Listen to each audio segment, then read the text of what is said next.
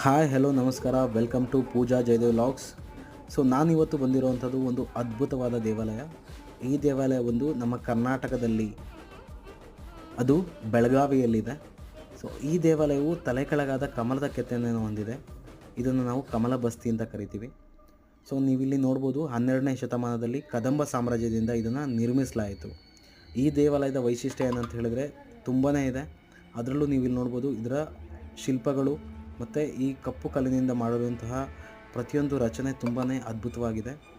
ಒಳಗಡೆ ನೀವು ಎಂಟ್ರಾದರೆ ನಿಮಗೆ ಸಿಗುವಂಥದ್ದು ಒಂದು ತಲೆ ಕೆಳಗಾಗಿರುವಂತಹ ಕಮಲದ ಕೆತ್ತನೆ.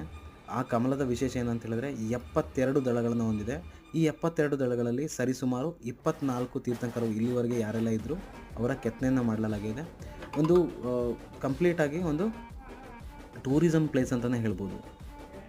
ನೀವು ಒಂದು ಸಲ ಭೇಟಿ ಕೊಡಿ.